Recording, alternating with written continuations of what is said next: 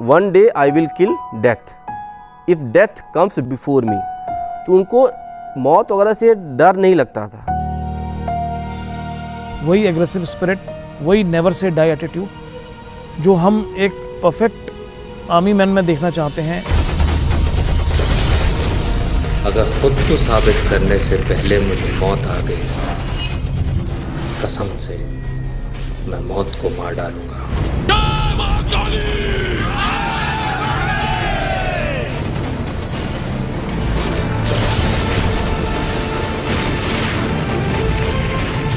जब उनका एनडीए में इंटरव्यू हुआ तो उनसे पूछा गया था कि why do you want to join the arm forces, तो उन्होंने स्ट्रेट फॉरवर्डली ये बात कही थी कि I want to get the Paramvir चक्र।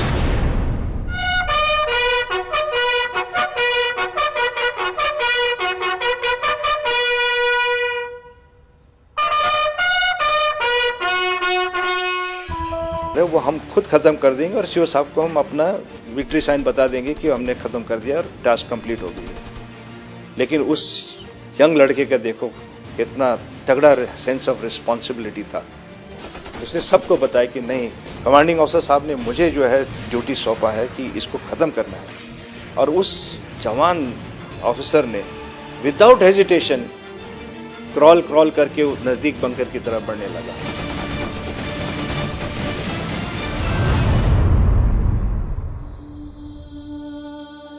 हमने कहा कि तुम अफसर हो, जब लड़ाई कहीं कुछ होगा तो तुम पीछे रहना, अपने जवानों को आगे भेजना। तो कहने लगे मम्मी जहाँ पर जैसे हम और आप होंगे तो जहाँ कोई मुसीबत होगी तो आप आगे जाओगी कि हमको आगे कर दोगी। तो हमने कहा नहीं हम जाएंगे। तो कहे वो जवान जो मेरे बच्चे की तरह हैं और जब लड़ाई होगी तो हम आगे रहेंगे, अपने बच्चों को आगे क्यों भेजेंगे। तब मेरी समझ में आया इनको देशभक्ति के लिए और अपने जूनियर के लिए कितना प्रेम है।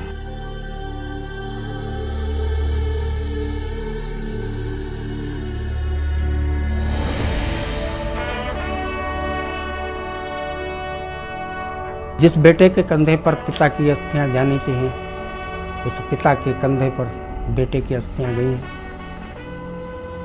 दुख का कोई सीमा नहीं है दोनों के हमारे, लेकिन साथ साथ में गर्व भी है कि हमारे बेटे ने बहुत चंद्र समय में इतिहास में अपना नाम अंकित करके और समाज की सेवा करी और देश की रक्षा करते हुए अपने प्राणों का उत्सर्ग कर लिया।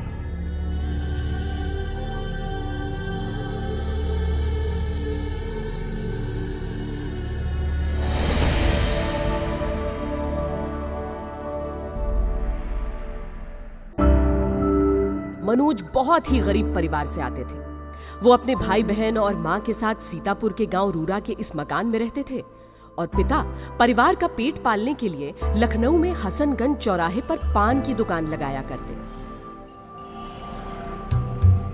गरीबी देखी थी और अपने भाइयों को बताते थे कि भैया पढ़ाई में मेहनत करना, पापा का पैसा वेस्ट ना जाए, इतनी पढ़ाई करना, जो पापा पैसा इतनी मुश्किल से लगा रहे हैं उसको वेस्ट मत जाने देना। खुद उनको जो है अंदर से ये था कि कहीं से पापा को परेशानी ना हो हमारे पढ़ने में, यदि उनको दिक्कत हो रही है तो अपने कम से कम में काम कर लेते थे। यदि हम देते थे उनको कि स्कूल चले जाना, रिक्शे से जाना तो अपना पैदल चले जाते थे, रिक्शे से पैसा बचा लेते थे।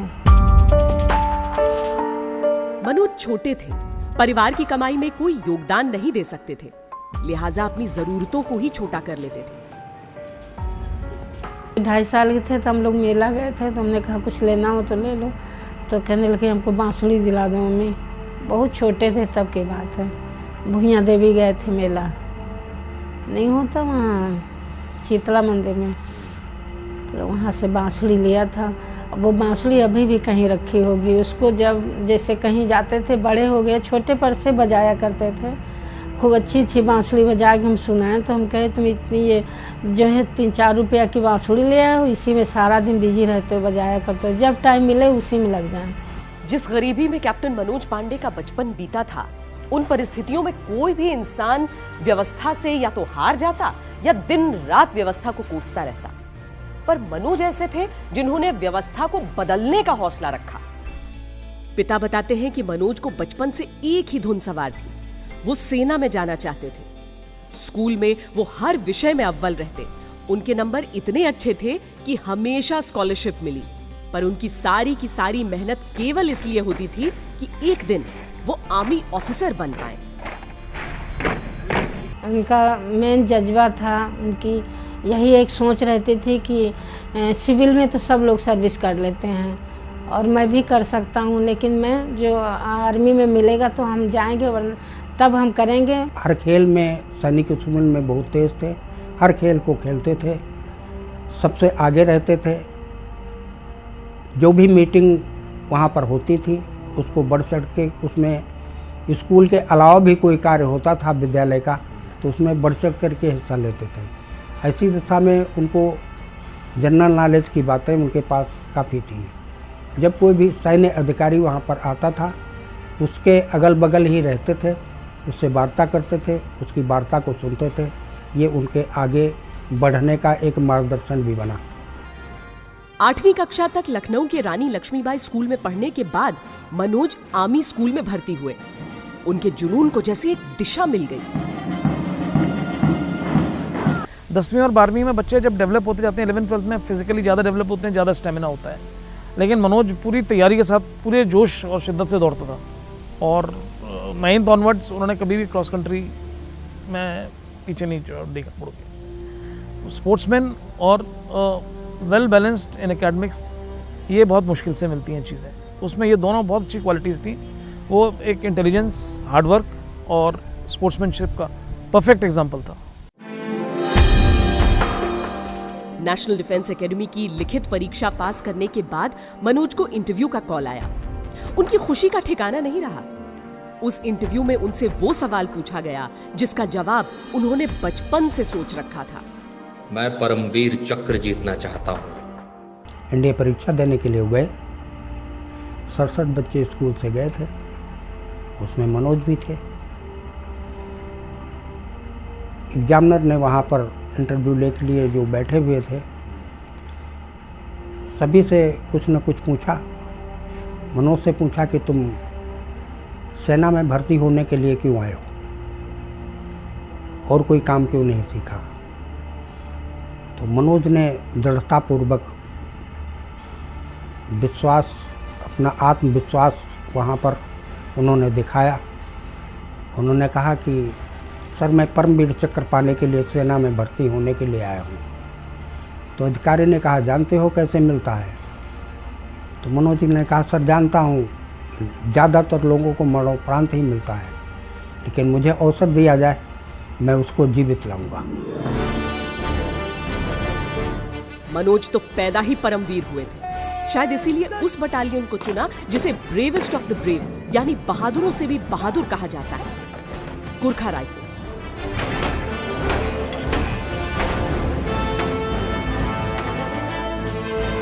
6 जून 1995 को उन्हें 111 गुरखा राइफल्स में कमीशन कर लिया गया। और जोश बिल्कुल भरा हुआ था लड़के में, हमेशा खुश रहता था। और जब भी कोई डिफिकल्ट सिचुएशन या डिफिकल्ट ऑपरेशन या डिफिकल्ट चैलेंज सामने आ जाता, किसी वॉलंटियर को हम पूछते कि कोई वॉलंटियर है तो सबसे पहले वॉलंटियर करने में से वो एक था। एक बहुत ही बहादुर लायक लड़का था। युवा लेफ्टिनेंट के तौर पर मनोज की पहली पोस्टिंग श्रीनगर में हुई और फिर वो सियाचिन गए। एक तो पहले ही सियाचिन में तैनाती मुश्किलों से भरी होती है, उस पर भी उन्होंने सबसे मुश्किल पोस्ट पर तैनाती की गुजारिश की। 4 मई 1999 को ऑपरेशन रक्षक के लिए उनकी यूनिट को करगिल जाने के आदेश मिले। ये युद्ध के शुरुआती दिन थे। तब यह भी स्पष्ट नहीं था कि करगिल में गोलीबारी कर रहे घुसपैठिए मुट्ठी भर आतंकवादी हैं या फिर पाकिस्तानी सेना के जवान। उस वक्त अधिकतर काम इलाके में गश्त का या फिर घायल जवानों को रिट्रीव करने का होता। कई दफा गोलियों के बीच से अपनी जान की बाजी लगाकर सैनिकों को निकालना पड़ता।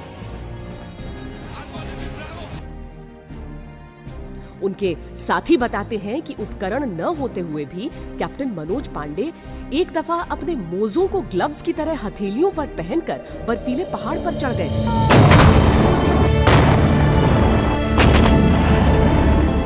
युद्ध क्षेत्र से घर पर संपर्क आसान नहीं होता। जब मिशन पर न हो तो चिट्ठियां या फिर 10-15 दिनों में एक फोन करने की गुंजाइश। 26 मई के बाद से वो घर पर एक भी फोन नहीं कर पाए थे। चिंता में डूबे घर वालों को राहत मिली जब लगभग 1 महीने बाद 23 जून को कम से कम उनकी एक चिट्ठी मिली। आखिरी खत में लिखा था कि मम्मी जो है टीवी के द्वारा आपको लड़ाई की यहाँ का हालात का पता चल गया होगा, लेकिन आप चिंता न करना, और जहाँ पर मैं हूँ तो बहुत संघर्ष की वो है वक्त है, लेकिन आप मेरे खत का जवाब जरूर देना और चिंता न करना, मैं जहाँ पर हूँ ठीक हूँ। मम्मी और पापा का ध्यान देना, छोटे भाई को लिखा था उनका ध्यान देना। यूं तो मनोज ने लगातार कई खतरनाक मिशन को सफलता से पूरा किया था, लेकिन खालूबार का जो मिशन अब सामने था वो सबसे बहादुर माने जाने वाले गुरखाओं के लिए भी एक बहुत बड़ी चुनौती होने वाला था। माउंटेन्स में जो वॉरफेयर होता है ना, वो थोड़ा अलग किस्म का होता है। बिकॉज माउंटेन्स में सिर्फ दुश्मन से नहीं लड़ाई होती है। माउंटेन्स में आपके 3 तरीके के दुश्मन होते हैं। एक तो दुश्मन होता है ऊंचाई, पहाड़ी, चढ़ना पड़ता है ऐसे बिल्कुल ऑलमोस्ट 80 डिग्रीज इंक्लाइन, वो भी पूरे लदे हुए अपने सामान, आर्म्स, एमुनेशन के साथ। बहुत तकलीफ होती है। और हाई एल्टीट्यूड में जाके क्या होता है कि ऑक्सीजन की मात्रा कम होती है। हमारे गोरखे लोग, because we are used to the mountains and we are mountain people, तो हम इतने यूज्ड टू होते हैं और माहिर होते हैं कि वो आराम से चलते हैं। यहाँ पर फौजियों की कठिनाइयों को समझने के लिए इस इलाके को समझना होगा जहाँ युद्ध चल रहा था। बटालिक सेक्टर में खालूबार के ठीक पीछे पाकिस्तान अधिकृत कश्मीर का हिस्सा था। चोटियों पर आते हुए पाकिस्तान के 3-4 सप्लाई रूट थे और हेलीकॉप्टर लैंड करने की व्यवस्था भी। इसके जरिए जरूरत का हर सामान सीधे पाकिस्तानी बंकरों में पहुंचाया जा सकता था। पाकिस्तान की रीढ़ को तोड़ने के लिए इस पर कब्जा आवश्यक था।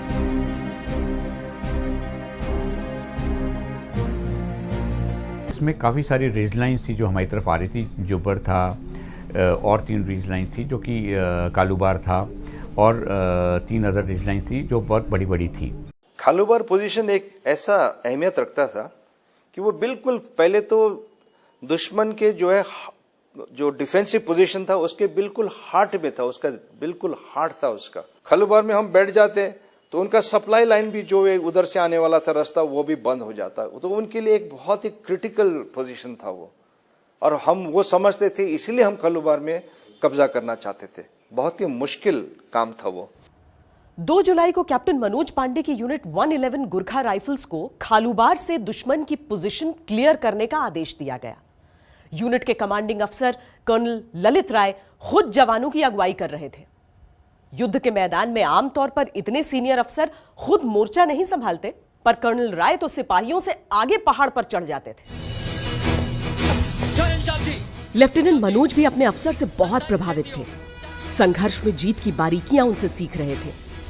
22 ग्रेनेडियर्स की चार्ली कंपनी गुरखाओं से पहले खालूबार पर भेजी गई थी। 3 दिन तक उनकी कोई खबर नहीं लगी। तीसरे दिन उनकी ओर से मदद का एक सिग्नल आया। मौके की नजाकत को देखते हुए कर्नल ललित राय ने दिन के उजाले में ही मिशन का बीड़ा उठा लिया।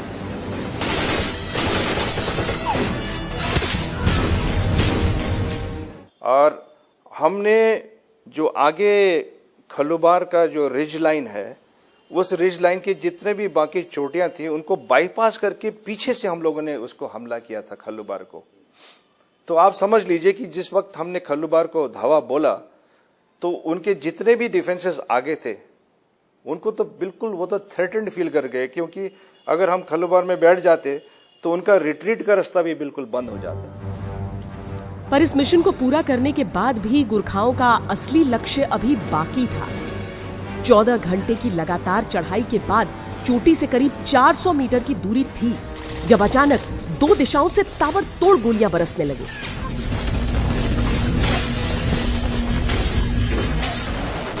पर अब न तो रुकना विकल्प था, न ही पलटना। सामने से आती गोलियों से बेपरवाह गुरखा आगे बढ़ते रहे।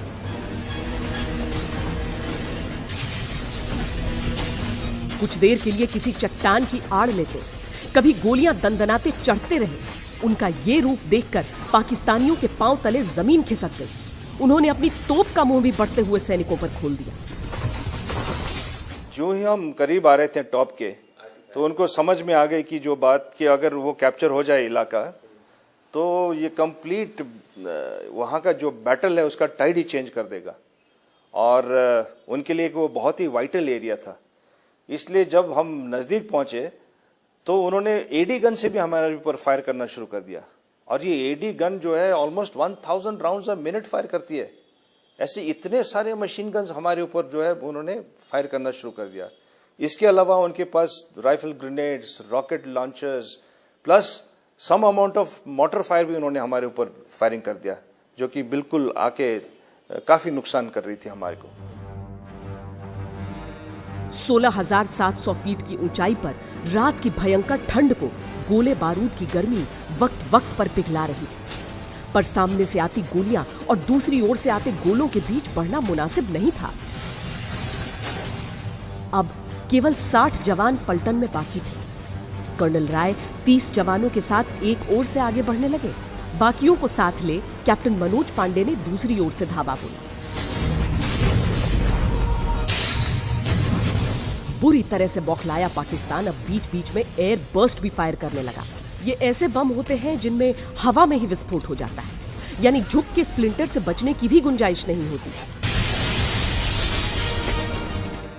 इसी एयर बर्स्ट से निकला छर्रा कर्नल राय की जान को भेद गया, पर वो रुके नहीं।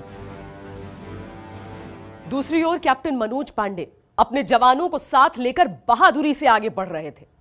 जब उन्होंने बढ़ना शुरू किया था तो आकलन था उस रास्ते पर दुश्मन के केवल 2 बंकर हैं, लेकिन आगे पहुंचकर नजर आया कि 2 नहीं 6 बंकर हैं। दुश्मन की नजर बचाकर भारतीय जवान ऊपर तो पहुंच गए, लेकिन पाकिस्तान को शक हो चला था। दुश्मन की ओर से हर कुछ देर पर इल्यूमिनेटिंग राउंड फायर किया जा रहा था। ये ऐसी गोलियां होती हैं जो करीब 3-4 मिनट तक रोशनी कर देती हैं, और पाकिस्तानी हर 3 मिनट के अंतर पर ये फायर कर रहे थे, यानी वहां लगातार रोशनी थी। अगर कैप्टन पांडे रुकने का फैसला करते तो सवेरा हो जाता।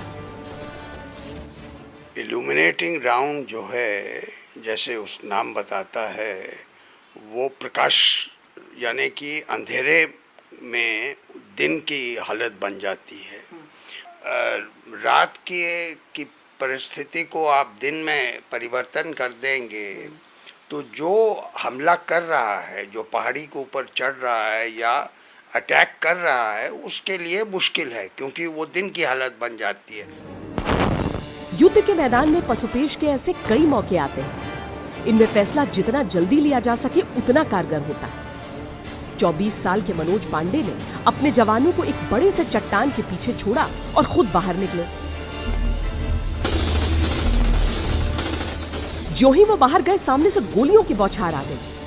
वो वापस चट्टान के पीछे लौटे, पर अहम बात ये थी कि उन्होंने दुश्मन की गन पोजीशन देख ली थी।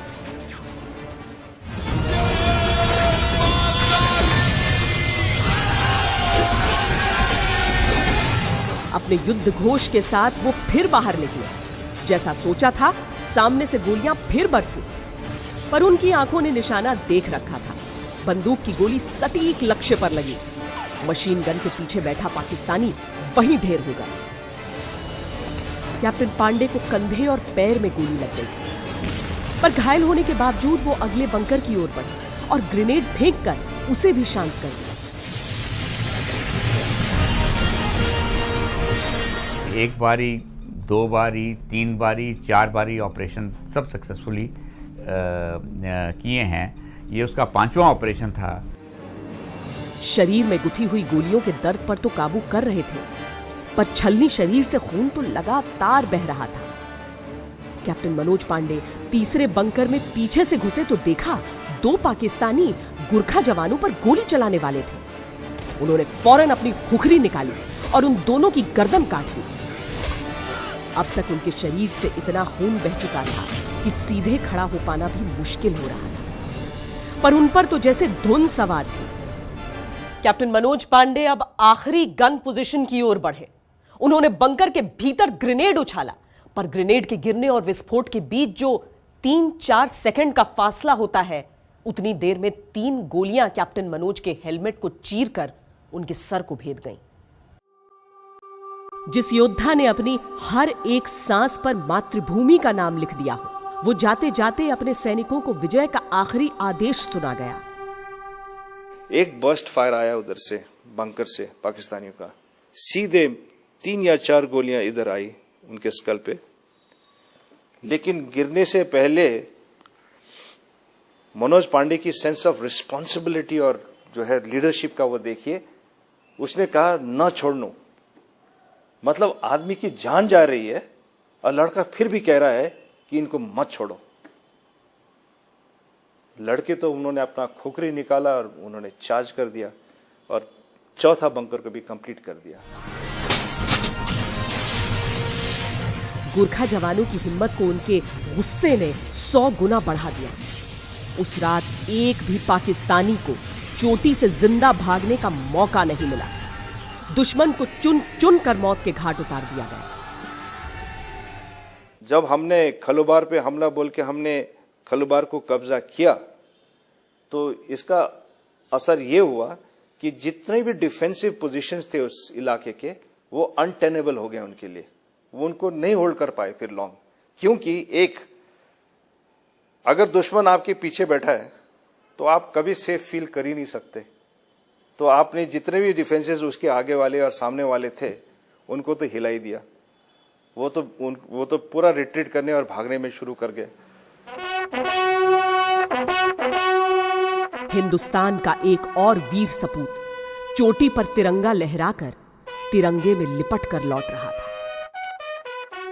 हमको एक दिन पहले पता चल गया था उसको कुछ लग गया, चोट लग गई या कुछ हो गया।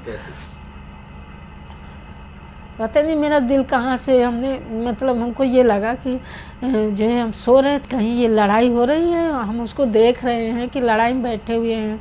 वही हाफ शर्ट सफ़ेद और पैंट ग्रे कलर की पैंट देखी, अब बंदूक लिए हैं और बस गोली आके इनको लग गई है। तो हम उठ के बैठ गए, रोने लगे। हमने कहा अरे ये सब हम क्या देख रहे हैं, क्या हुआ? तो इतने में बेल बजी, तो हम कहे कि कौन आया देखे तो भाई अफसर सब खड़े थे। मैं शहादत तो वहाँ जो बॉडी लाया था वहाँ से लेफ्टिनेंट अच्छे चंद्रन थे, उस समय लेफ्टिनेंट थे, वही इनकी बॉडी लेकर के हम उसी एयरपोर्ट पर आए थे। कैप्टन मनोज पांडे युद्ध क्षेत्र से घर वालों को अधिक चिट्ठियां भी नहीं लिख पाए थे, पर जब उनकी लिखी डायरी घर वालों को सौंपी गई तो मां का कलेजा तड़प उठा। उन खूनी सरहदों पर कहीं बैठकर मनोज ने अपनी मां के बारे में एक कविता लिखी थी। उस डायरी में जब आप जाएंगे तो उन्होंने अपनी मदर के लिए एक पर्टिकुलर 2-4 पेजेस अलोकेट किए हैं कि what he has a thought for a mother. ऐसे मदर को भी बताया है, एज ए फ्रेंड को बताया है, as a leader, as a boss क्या होता है, हर एक पे उन्होंने कमेंट्स अपने लिखे हैं। मनोज दोस्तों या परिवार वालों के बीच कभी इतने भावुक नहीं दिखे थे, पर इस योद्धा के दिल का हाल उनकी कलम ने बयां कर दिया था। युद्ध क्षेत्र से उन्होंने एक आखिरी चिट्ठी लिखी थी अपने इस दोस्त के नाम। अंतिम चिट्ठी जो मनोज पांडे जी की मुझे मिली, उसमें सबसे इम्पॉर्टेंट चीज़ जो मुझे लगी है कि मनोज पांडे जी अपना लेटर पूरा कंप्लीट करते हैं, वॉर के सिचुएशन के बारे में बताते हैं, थोड़ा फुल्का जो भी आइडिया देते हैं, फिर थोड़ा बहुत अपने फैमिली रिस्पॉन्सिबिलिटीज़ को बताते हैं कि ये कुछ मेरी रिस्पॉन्सिबिलिटीज़ थी अपने भाई के लिए, अपने माँ बाप के लिए। तो कहे कि उसमें आप थोड़ा सपोर्ट जो कर पाना ज़रूर करना। मनोज का लिखा एक एक शब्द आज उनके परिजनों ने सहेज कर रखा है, कुछ प्रेरणा के लिए, कुछ हौसले के लिए। मनोज ने एक जगह लिखा था, कुछ लक्ष्य इतने नेक होते हैं कि इनमें असफलता भी यश लेकर आती है। पर अपने प्राण देकर भी कैप्टन मनोज अपने लक्ष्य में सफल हुए थे। अपने लिए, अपने परिवार के लिए, पूरे देश के लिए यश लेकर आए थे। कैप्टन मनोज पांडे ने सेना में भर्ती होने की वजह ही बताई थी, परमवीर चक्र जीतना। उस शूरवीर ने बहादुरी का यह सर्वोच्च सम्मान हासिल भी किया, बस उसे लेने के लिए इस दुनिया में नहीं थे।